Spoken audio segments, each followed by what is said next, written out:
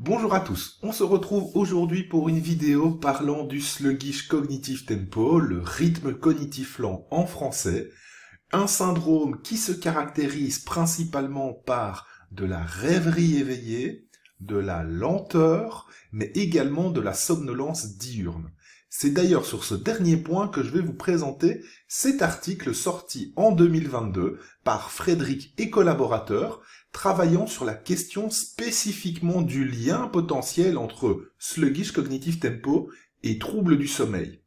L'idée étant qu'une des hypothèses fortes aujourd'hui sur le sluggish cognitive tempo est de savoir si celui-ci est un trouble du sommeil ou si justement il est composé de différentes particularités liées au sommeil.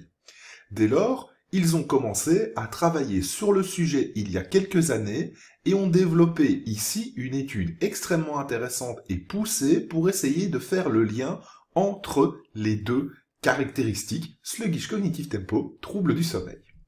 Alors, dans ce cadre, ils ont présenté justement une méthode spécifique liée avec 302 adolescents et ils ont été faire des relevés de mesures aussi bien chez les parents de ces adolescents que chez les adolescents eux-mêmes. Les parents ont rempli en fait des évaluations globales du sommeil de leur adolescent et de la somnolence diurne en journée. En parallèle, ils ont demandé aux adolescents de porter des actigraphes pendant 2 semaines et également de tenir un journal quotidien lié à leur sommeil. Les résultats ici sont extrêmement intéressants puisqu'on retrouve en fait un lien entre les symptômes du sluggish cognitive tempo, autodéclarés par les adolescents, et le sommeil, justement, qui est plus court, un début de sommeil plus tardif, et qui est vraiment validé à la fois par l'actigraphie et par le journal tenu quotidiennement.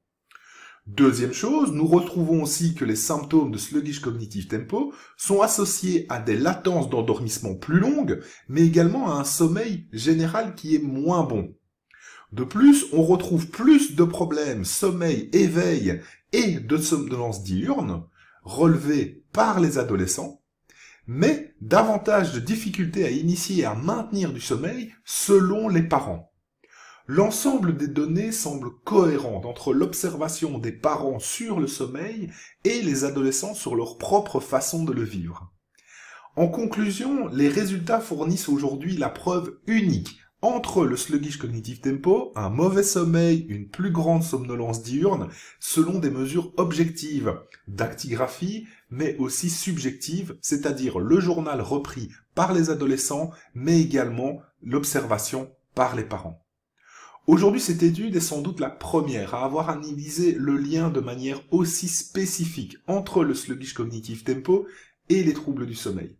Cependant, avoir un lien ne veut pas apporter évidemment de cause à effet. Dès lors, les auteurs recommandent d'avoir justement un développement d'études longitudinales sur le sujet afin qu'on puisse mettre en évidence les liens entre le sommeil et le sluggish cognitive tempo, c'est-à-dire est-ce que c'est un trouble du sommeil qui engendre ces symptômes, est-ce que ce sont ces symptômes qui engendrent des difficultés du sommeil, ou alors il y a un lien bidirectionnel entre les deux, c'est-à-dire vraiment quelque chose de associé entre ces deux particularités. Dès lors, il est vraiment important de bien comprendre que le sluggish cognitive tempo aujourd'hui est étudié de manière de plus en plus approfondie, qu'on commence à cerner un petit peu mieux les particularités qui le composent et donc justement peuvent proposer des pistes d'accompagnement, notamment autour justement d'une hygiène de sommeil qui semble indispensable chez ces patients au regard de tout ce que cela peut entraîner justement comme difficulté en termes attentionnels, motivationnels, irritabilité qui pourrait venir se greffer d'autant plus aux difficultés justement d'apathie et de rêverie éveillée qu'ils rencontrent déjà au quotidien. Voilà cette petite vidéo de précision par rapport à cette étude toute récente. J'espère qu'elle vous permet aussi de mieux comprendre vers où va la recherche dans le domaine du rythme cognitif lent et on se retrouve tout bientôt pour de nouvelles vidéos. Allez, ciao!